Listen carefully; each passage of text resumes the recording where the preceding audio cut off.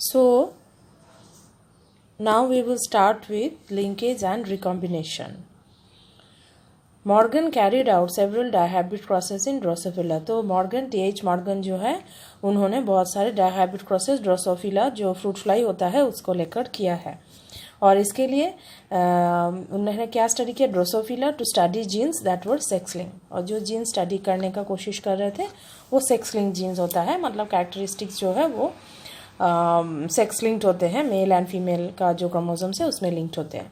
Process were similar to dihybrid process carried out by Mendel in peas. जो वो process है वो Mendel का जो dihybrid cross है उससे linked होता है.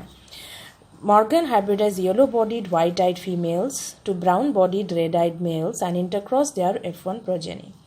So क्या लिया था dihybrid cross में? जैसे हम लोग डबल characteristics लेते हैं वैसे yellow-bodied white-eyed females and mail में क्या था? Brown body red eyed males and they intercross the F1. पहले तो पेरेंट्स मिलने से क्या बनते हैं? F1 and F1 into F1 we get the F2.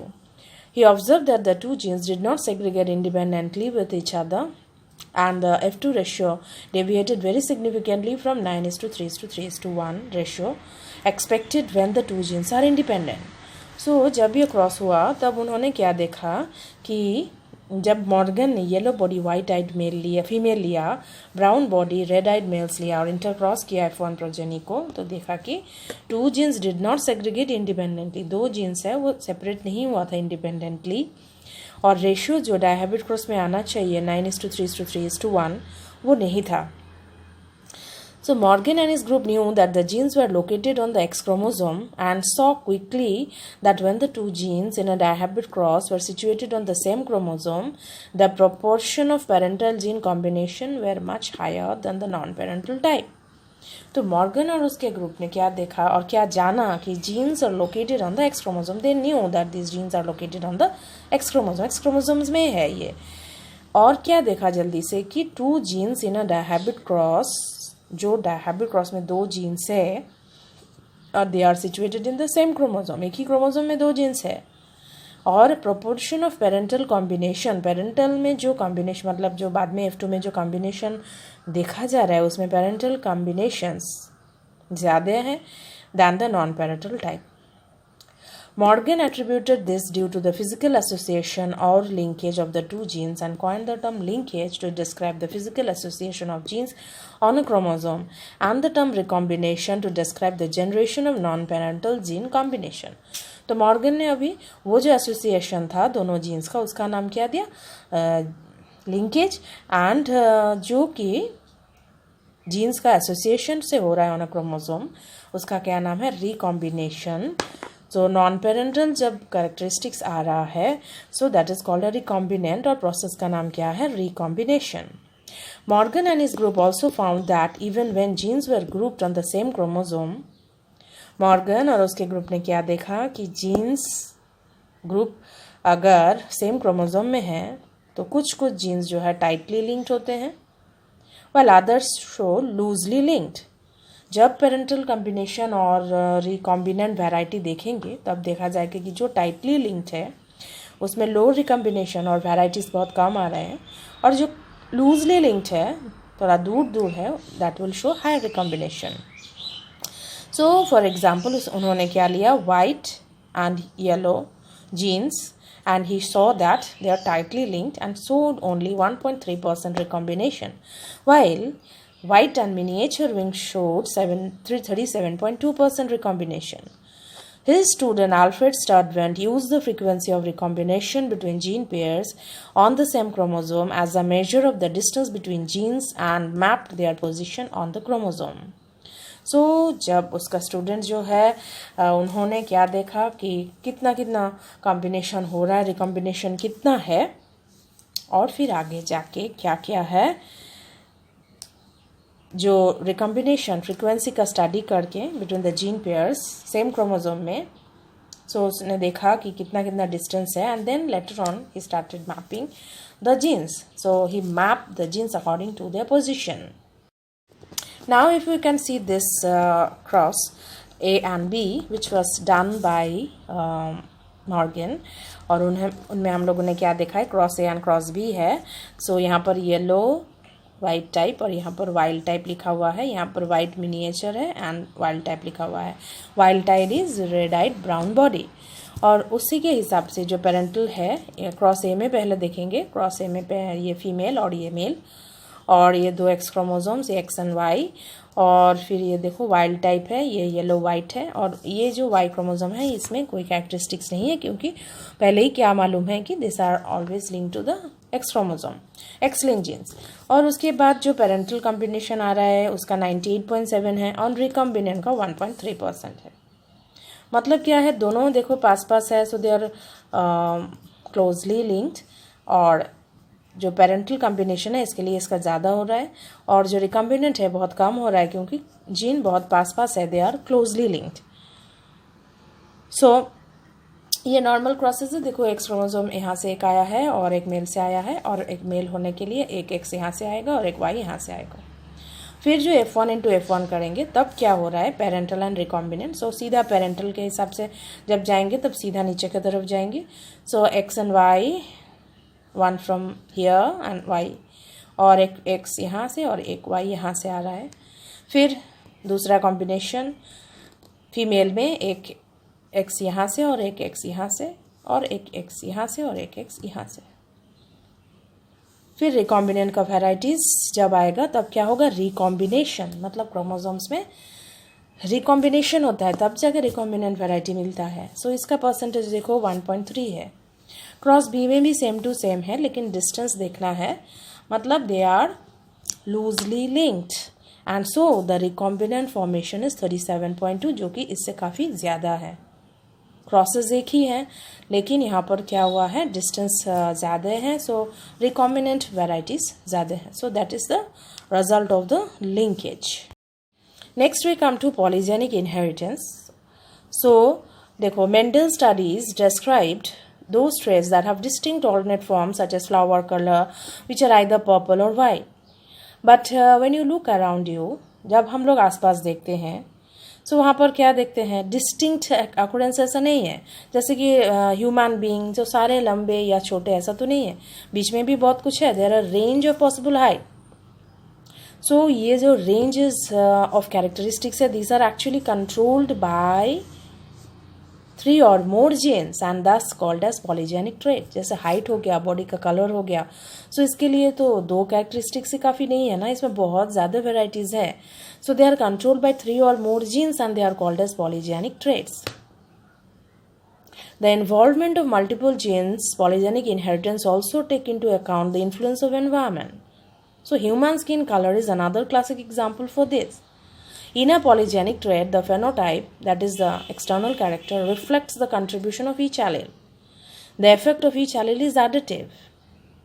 So जैसे कि एक हो गया example, 3 genes A, B, C, which will control the skin color in human, with the dominant forms A, B, C responsible for क्या क्या है, dark skin color, and the recessive forms A, B, C small letters for light skin color. So dominant जो genotype है उसका क्या आएगा, A B B and C C will have the darkest skin colour, and that will all the recessive small A small B and small C will have the lightest skin colour. So the genotype with 3 dominant alleles and 3 recessive alleles will have intermediate skin color. So each type of alleles in the genotype would determine the darkness or lightness of the skin in an individual. Skin colour सबका एक ही जैसा नहीं होता है ना, varieties होते हैं skin colour का. डार्क का भी बहुत ज़्यादा वेराइटीज़ होता है, वाइट का या फिर लाइट कलर का स्किन का भी बहुत ज़्यादा वेराइटीज़ होता है. So this is done by various types of genes which is known as polygenic inheritance. Next है pleiotropy. So what is this? Effect of a gene on single phenotype और trait we have already seen, पहले भी देखा है. So there are instances where a single gene can exhibit multiple phenotypic characteristics. एक gene बहुत ज़्यादा characteristics control कर सकता है, that is called the pleiotropic gene. क्या देखा था? Effect of a gene on single characteristics. एक जीन अगर बहुत सारे characteristics को कंट्रोल कर रहा है, and now we can see that these genes are called as pleiotropic gene. The effect of gene on single characters already देखा है, and single gene exhibit multiple expression, जिसका नाम क्या है? Pleiotropic gene. So the underlying mechanism of pleiotropy in most cases is the effect of a gene on metabolic pathways which contribute towards different phenotypes. Example of the disease is phenylketonuria, which occurs in humans.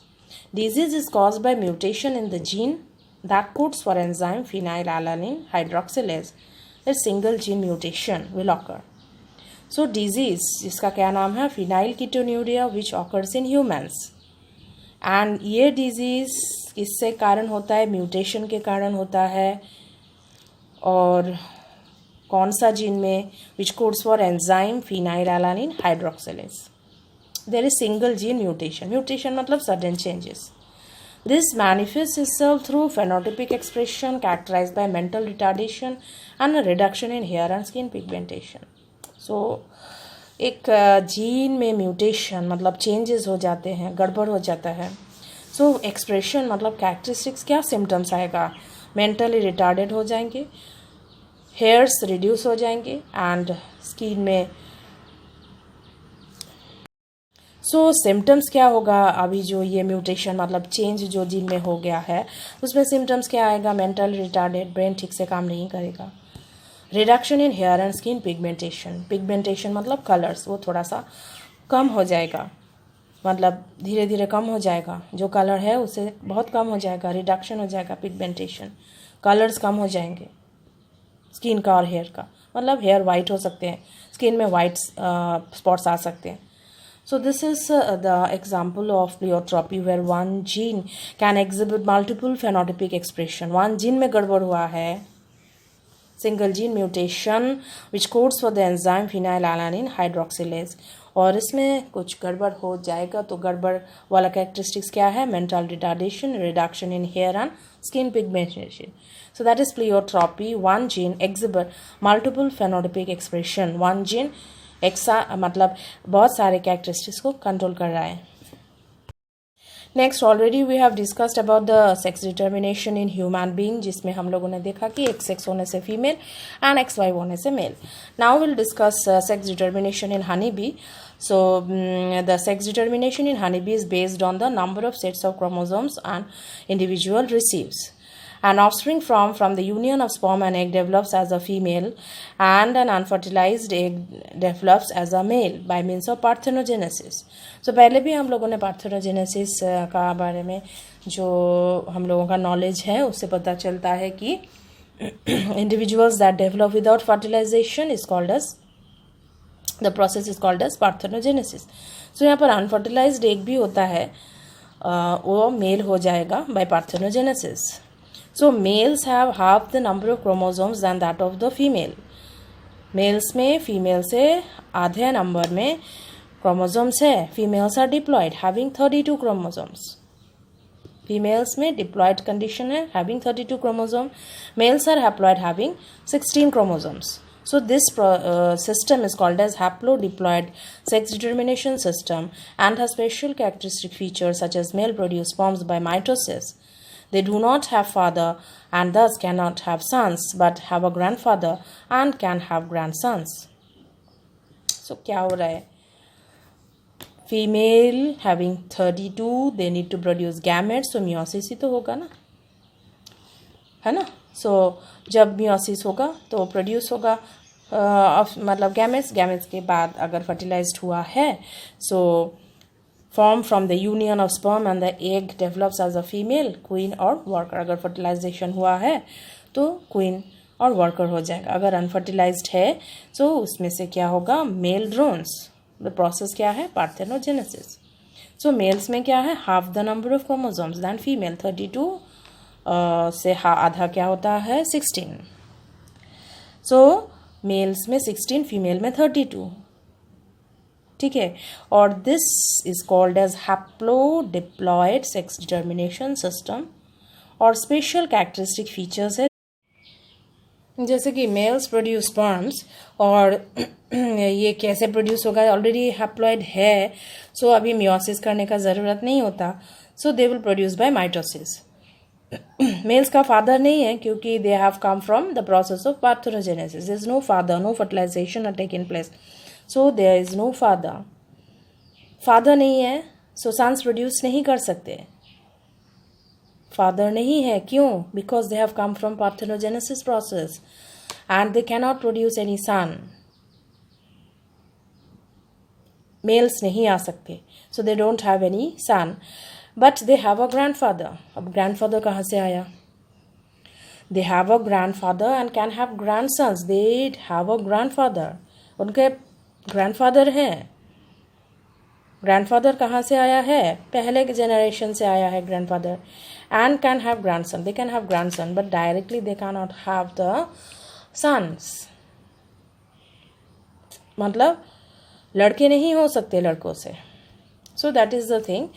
And sex determination mechanism in birds में जैसे कि female में हम लोग का होमोगैमेट्स देखा जाता है, दैट इज XX, और बर्ड्स में मेल में देखा जाता है कि ZZ है, और फीमेल में हेटेरोगैमेटिक कंडीशन देखा जाता है।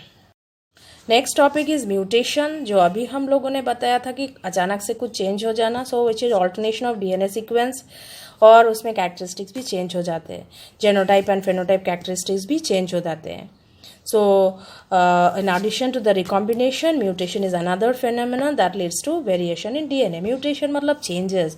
अगर कुछ changes अचानक से हो जाए DNA में, सीक्वेंस में कुछ गड़बड़ हो जाए, अभी जैसे हम लोगों ने फिनाइल कीटोन्यूरिया का एग्जाम्पल देखा, वहाँ पर भी जीन म्यूटेशन हो रहा है, so there is a change.